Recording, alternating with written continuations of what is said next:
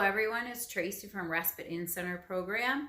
I hope everybody's doing okay and managing. We miss you all very much and can't wait to all get back together and see everyone again. Today I'm going to read a Franklin book for you. This is Franklin is Bossy.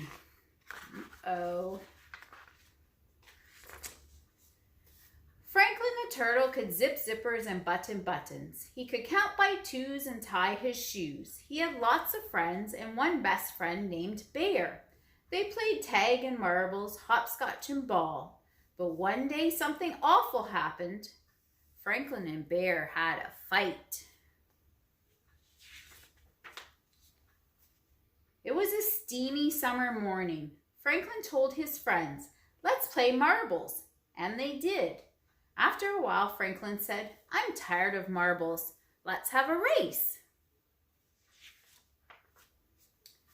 "You always pick the games," grumbled Bear. Franklin paid no attention. They started to run. Bear was in the lead. Goose followed close behind. Franklin saw that he was losing and cried out, "Slowest one wins," as he crawled across the finish line last. "That's not fair," said Bear. Franklin ignored him. "I'm tired of running. Let's play baseball."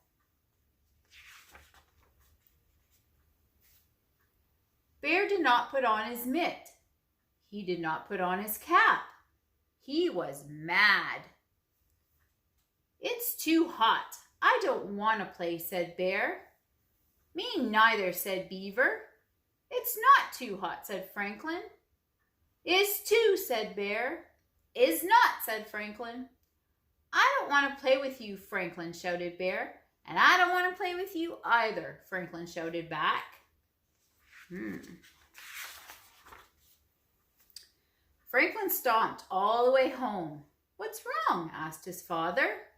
"There's no one to play with," answered Franklin. "Maybe your friends will come by later," said Franklin's father. "Maybe," said Franklin.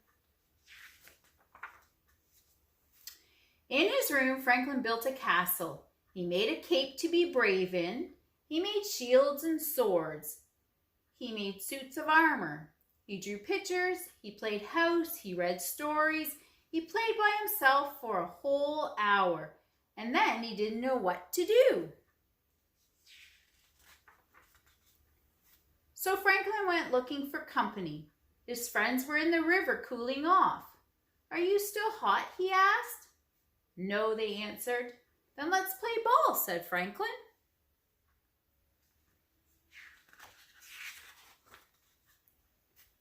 Before anyone had a chance to say a word, Franklin started giving orders. "Bear, you're first base.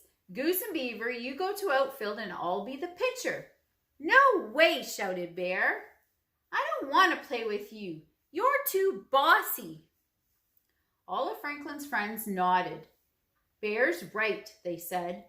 Franklin turned his back and went home. There's no one to play with and nothing much to do, so he helped his father all afternoon. They weeded the garden and washed the floors, and they made supper for Mole because he was sick. "You're a good friend," Mole told Franklin's father. On the way home, Franklin said, "Do you and Mole have fights?"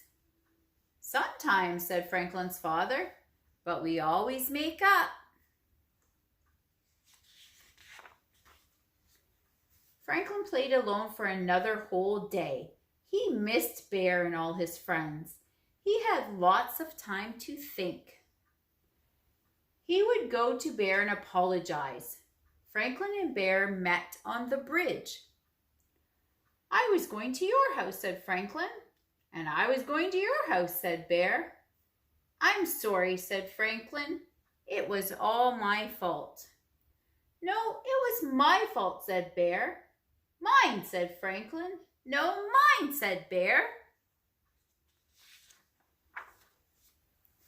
"Stop!" shouted Beaver, who was listening under the bridge. "This is silly!" Beaver slapped her tail so hard that Franklin and Bear jumped. They started to giggle.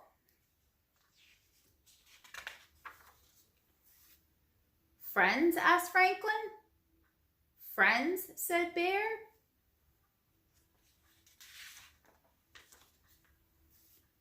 Beaver wanted to play baseball. Bear and Goose and Duck agreed. They were picking teams when Franklin insisted on being the pitcher. Again. Altogether, his friends shouted, "No fair, Franklin!"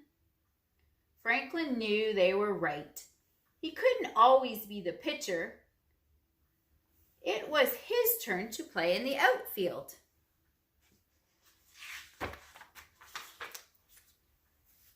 And it wasn't so bad, for although Franklin didn't catch a single ball, he did catch lots of flies. The end. Take care, everyone.